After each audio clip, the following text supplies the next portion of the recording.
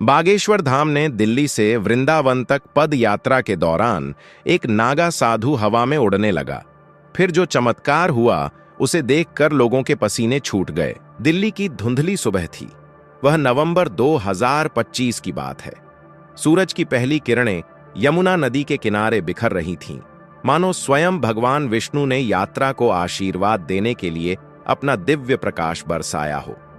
बागेश्वर धाम के परम पूज्य संत धीरेंद्र कृष्ण शास्त्री जी महाराज, जिन्हें भक्तजन बागेश्वर बाबा योप के नाम से पुकारते हैं, दिल्ली के चाणक्यपुरी स्थित एक विशाल मैदान में खड़े थे। उनके चारों ओर लाखों भक्तों का सैलाब उमड़ पड़ा था। यह कोई साधारण सभा नहीं थी, यह सनातन एकता पद यात्रा का उद्घाटन समारोह था। एक ऐसी यात्रा जो दिल्ली से प्रारंभ होकर वृंदावन तक पहुंचने वाली थी, सनातन धर्म की एकता को मजबूत करने का संकल्प लेकर। लेकिन इस यात्रा का उद्देश्य कुछ और ही था। देश भर में व्याप्त धार्मिक विभाजन, सामाजिक कलह और आधुनिकता के नाम पर सनातन मूल्यों का क्षय, इन सब के विरुद्ध एकता का संदेश फैलाना। यात्रा का मार्ग निर्धारित था, दिल्ली से गुड़गांव, फरीदाबाद, आगरा होते हुए मथुरा और अंततः वृंदावन तक। कुल 250 किलोमीटर की पैदल यात्रा, जिसमें हर कदम पर भजन, कीर्तन और प्रवचन होंगे। उद्घाटन समारोह में धीरेंद्र जी ने कहा, भाइयों और बहनों, सनातन धर्म एक सूत्र में बंधा है। राम और कृष्ण एक ही हैं, शिव और विष्णु एक ही हैं। यह यात्रा न केवल पैरों की थकान मिटाएगी, बल्कि हृदयों की दूरी भी समाप्त कर देगी। उनकी वाणी में वह जादू था जो लाखों को आकर्षित करता। समारोह में केंद्रीय मंत्री, स्थानीय विधायक और सैकड़ों संत महात्मा उपस्थित थे। एक वृद्ध संत स्वामी रामभद्राचार्य जी ने आशीर्वाद दिया, यह यात्रा चमत्कारों की वर्षा लाएगी, क्योंकि भगवान स्वयं इसमें विराजमान हैं। भक्तों, आधा अधूरा ज्ञान सुनना या छोड़ देना दुख और पाप का कारण बनता है। इसलिए इस घटना को अंत तक अवश्य देखें। अगर आप भी हनुमान जी के सच्चे भक्त हैं तो इस वीडियो को लाइक करके चैनल को सब्सक्राइब जरूर करें और कमेंट में जय श्री कृष्णा जरूर लिखें। तो चलिए बिना किसी विलंब के शुरू करते हैं। यात्रा की शुरुआत धूमधाम से हुई। धीरेंद्र जी ने लाल झंडे को फहराया और भक्तों का जत्था चल पड़ा। आगे आगे संतों का समूह, बीच में धीरेंद्र जी और पीछे महिलाओं और बच्चों का कारवां। ट्रक पर भजन गाने वाले कलाकार और साइड में लंगर की व्यवस्था। पहले दिन गुड़गांव तक का सफर आसान था। रास्ते में गांव-गांव से लोग जुड़ते गए। एक बुजुर्ग किसान केशवलाल ने कहा, महाराज, मैंने सुना है कि आपकी कृपा से बांझ महिलाएं संतान प्राप्त करती हैं। मेरी बहू को भी आशीर्वाद दें। धीरेंद्र जी ने मुस्कुराते हुए कहा, ईश्वर की कृपा सब पर है, बस विश्वास रखो।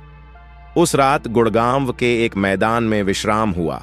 भक्तों ने रामचरितमानस का पाठ किया और हवा में एक अजीब सी शांति घुली हुई थी। दूसरा दिन फरीदाबाद की ओर बढ़ा। गर्मी चरम पर थी, सूरज आग उगल रहा था।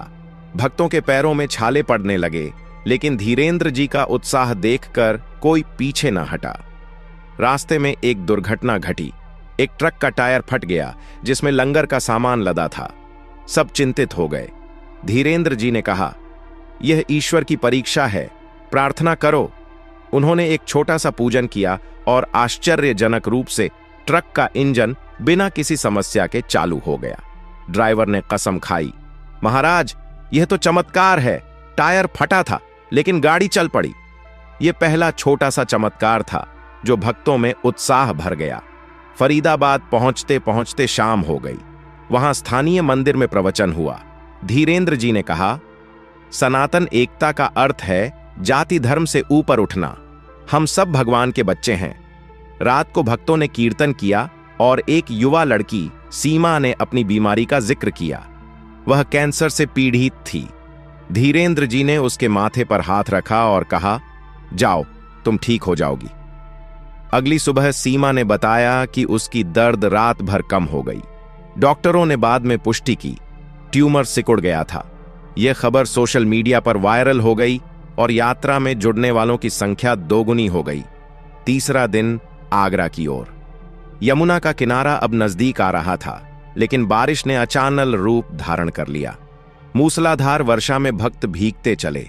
एक नदी पार करने के दौरान पुल टूटने की खबर आई। सब डर गए। धीरेन्द्र जी ने कहा, भगवान राम ने लंका पार की, हम यह छोटी नदी क्या पार न करेंगे? उन्होंने गंगा माता का जाप शुरू कराया। आश्चर्य, वर्षा रुक गई और नदी का जल स्तर घट गया। इंजीनियरों ने कहा, यह असंभव है, लेकिन ऐसा हुआ। भक्तों के चेहरे पर आनंद की लाली छा गई। आगरा में ताजमहल के पास सभा हुई, जहां मुस्लिम भाइयों ने भी भाग लिया। धीरेन्द्र जी ने कहा, सनातन एकता सभी धर्मों को जोड़ती है। एक मुस्लिम बुजुर्ग ने कहा, महाराज, आपकी वाणी में सूफी संतों की मिठास है। चौथा दिन सबसे कठिन था। मथुरा के निकटवर्ती गांवों में राजनीतिक तनाव था।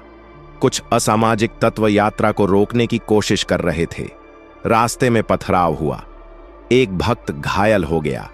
धीरेन्द्र जी ने दुखी होकर कहा, हिंसा सनातन के विरुद्ध है। प्रार्थना से शत्रु मित्र बन जाते हैं। उन्होंने एक हवन किया और अचानक हवा का एक तेज झोंका आया जो पथराव करने वालों को भगा ले गया। पुलिस ने बाद में बताया कि वे भागे नहीं, बल्कि किसी अदृश्य शक्ति ने उन्हें धकेला। यह चमत्कार यात्रा को और मजबूत बना गया।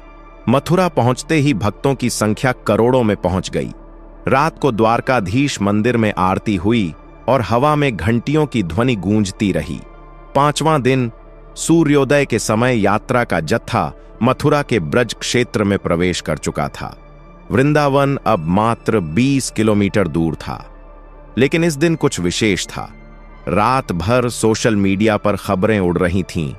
बागेश्वर बाबा की यात्रा में चमत्कारों की बौछार। करोड़ों भक्त उमड़ पड़े। सड़कें पैदल यात्रियों से पट गईं। हेलीकॉप्टरों से दृश्य कैद हो रहे थे, मानो कोई महाकुंभ सा हो। महिलाएं कामवड़ लेकर चल रही थीं। बच्चे भगवा झंडे लहरा रहे थे। वातावरण में भजन की धुनें गूंज रही थीं। हरिओम तत्सत, जय श्री राम। धीरेन्द्र जी आगे चल रहे थे, उनके चेहरे पर दिव्य तेज। अचानक यात्रा के बीच में एक नागा साधु प्रकट हुए।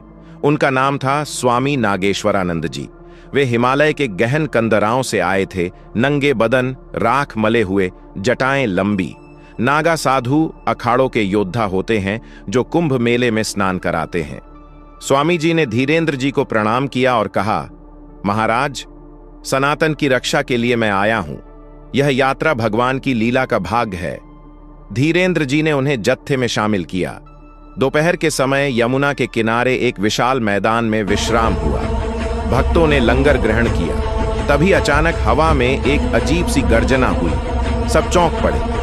स्वामी नागेश्वरानंद जी खड़े हो गए। उनके शरीर से एक नीला प्रकाश निकलने लगा। भक्तों ने देखा, वे धीरे धीरे जमीन से ऊपर उठने लगे।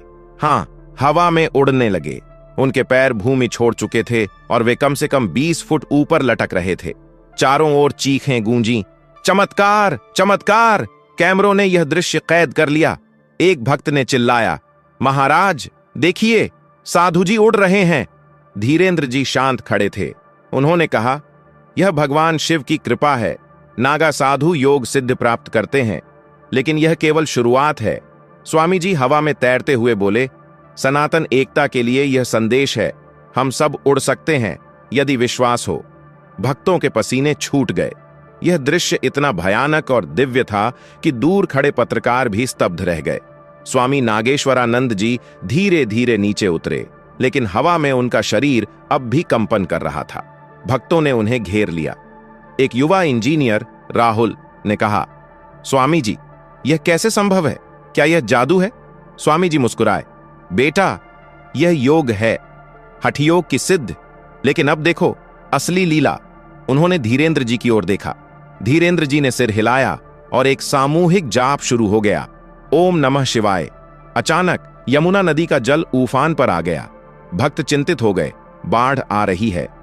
लेकिन अगले ही पल नदी का जल रुक गया और फिर जो हुआ वह अवर्णनीय था। नदी के जल से एक विशालकाय आकृति प्रकट हुई। भगवान विष्णु का शेषनाग पर विराजमान रूप। हां, शेषनाग की 7 फणाएं फैल गईं और उनके ऊपर भगवान विष्णु का दिव्य स्वरूप। नीले वस्त्र, शंख चक्र गदा पद्म धारण किए।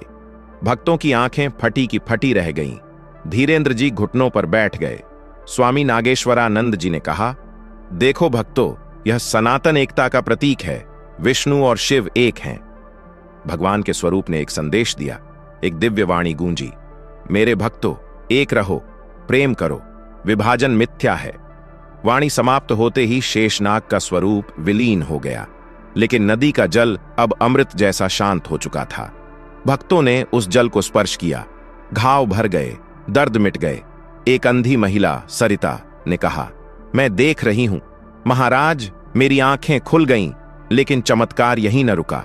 स्वामी जी फिर हवा में उड़े, इस बार भगवान कृष्ण का रूप धारण कर वे बांसुरी बजाने लगे और चारों ओर फूलों की वर्षा होने लगी। फूल हवा से नहीं, आकाश से बरस रहे थे। गुलाब, चमेली, जूही, रंग बिरंगे।